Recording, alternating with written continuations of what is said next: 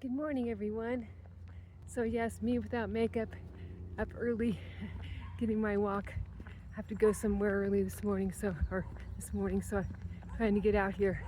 So I decided I'd make my video now, part 4 of What's Your End Game, and it's about loving yourself. Now, here's the thing.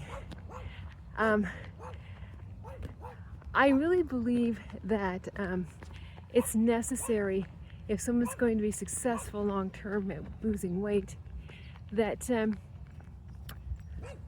they, or me, in this case, I did this, and that is I learned to really believe that I was worthy of love. I was worthy of loving myself, and others were worthy of loving me. And I don't mean that in a egotistical way, but not because of what I weigh, whether thin or chunky, but because people are worthy of love. And mine comes from my worldview, which is that we're made in the image of God, and therefore that's where our worth comes from. And that is quite the worth. So no one's less worthy of love because they're chunky, and no less worthy of love if they're thin, or if they're somewhere in between. But it takes a lot of, thinking you're worth it. Hold on a second. To make this work, because it's gonna get really hard, and there has to be a why. And a very strong reason why. See, I'm trying to show you more the neighborhood, trying to get the camera the best I can.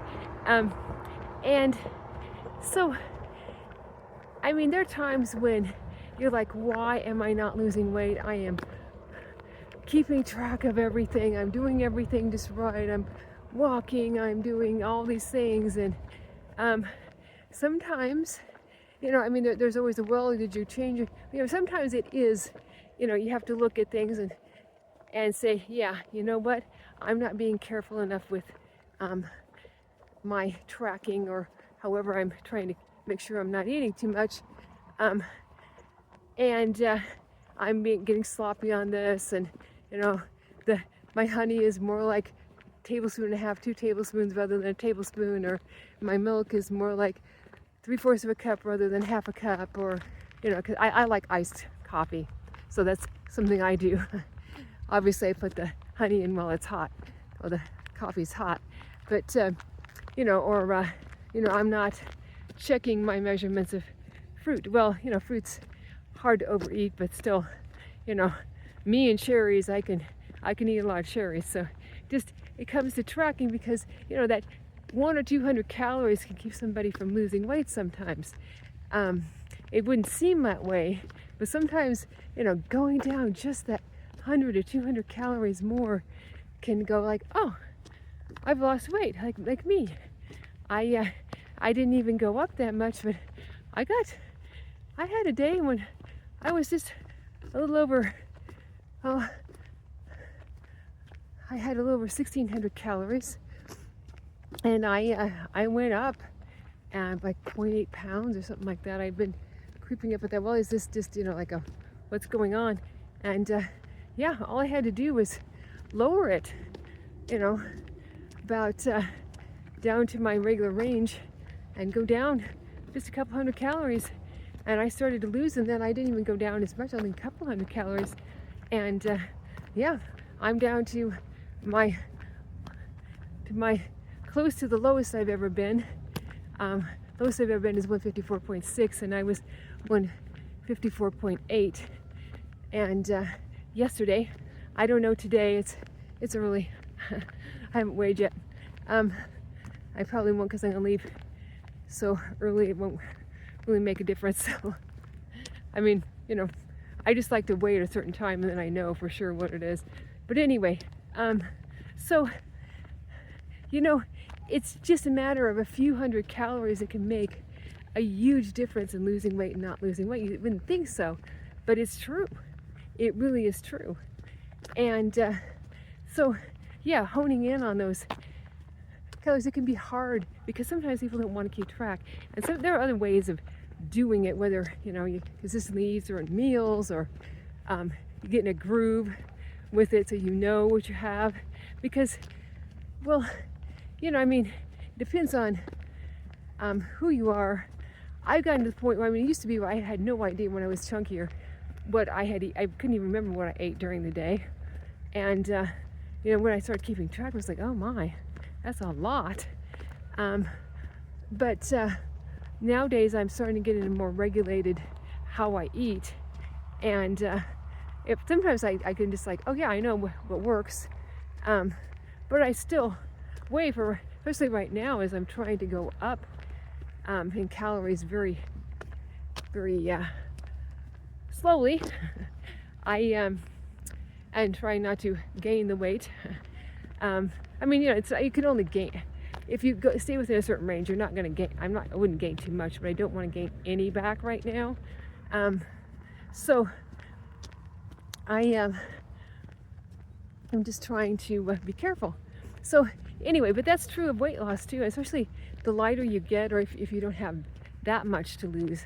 Like, obviously I lost more than 160 pounds, so there's a lot of leeway in that. But as I got down, I realized I had to hone in on things. So it gets a little harder. And sometimes there are going to be stalls and plateaus, and times when things don't work out and too many events to go to and figure out how to deal with them. It's like I can learn how to not gain much of any, and maybe even stay the same, but losing weight and going to those, given the kinds of food and everything, that's usually not happening. Things happen in your life and it makes it harder. And so you gotta learn to say, I'm worth it. I'm worth the effort, because you do have to change your eating habits to some degree. The lighter someone is, they may not have to do a complete overhaul. It can be, tweaking things a little and skimming off the top, and maybe not having desserts as often, different things like that. Whereas for me, I completely had to overhaul the way I did things. And yes, I do have, my tastes have changed, as I've said before. They do actually change, and you start preferring. And it doesn't take, years to do that. The longer I do this, the more I prefer and go back to my healthy foods after a cheat. But I have to keep, certain things in mind. It's like, okay, I love myself enough to not start eating too much bread at once, because I can eat a lot of bread and not eat too much cheese or eat it too often. Those are just little things that I'm worth the effort of finding what the right combinations are, the right amount, what's too much, what's enough. Obviously right now I'm also concerned very much about making my micronutrients, kind of making sure I have enough of all of those. And calcium is an interesting one, but I'm learning how to get it in. It doesn't have to be all dairy. There are greens that are involved in it, and lots of other whole foods that get to be involved. The more I eat, the easier it is to get the right amount of micronutrients in.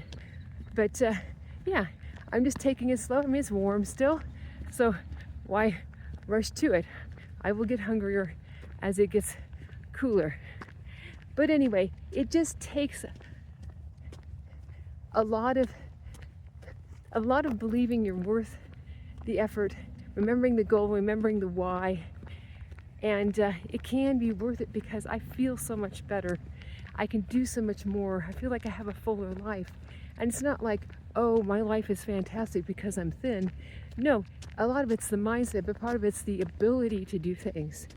But one way or the other, whatever weight somebody wants to be, that's up to them. I don't, some people want to lose only a certain amount, and they're not concerned with being exactly a certain, ideal whatever. That's perfectly fine. But if you have a goal, you want to lose some weight, and as it's been said many times before, a lot of diseases can be helped or even reversed with 5 or even 10%, sometimes 15% of weight loss reduction. Reduction in what somebody weighs, and that is very encouraging. And certainly, I no longer take blood pressure medication. I don't have high blood pressure. In fact, sometimes it's a little bit lower than I'd like it to be. But anyway, that was the only issue I had besides migraines, and those are much improved. And so, yeah, it's being able to feel better is very helpful in having a fulfilling life.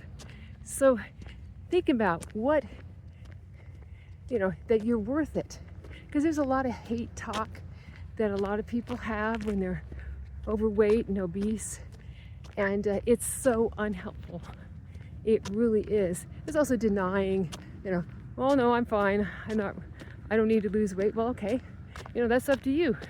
But if you really actually know in your heart you really want to, and you're willing to put in some work, and you love yourself enough to make that change, because you know what? Really getting rid of some of the things that I ate more often, it's not like I never eat them, but I don't eat them near as often. It's not, as I said, not every day is a culinary delight. It's actually my brother's saying, which maybe somebody else is saying too. But it's so not a big deal. I eat things that make me feel better. I have less digestive issues, all kinds of things like that. And yeah, it's like, I don't need it.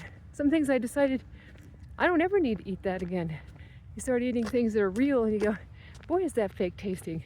That doesn't even taste good. Why did I ever have that? So that's about it. Just wanted to give you that one because that's a huge one in the end game. Please like, comment, and subscribe. Thank you so much for watching. Have a good day. Bye-bye.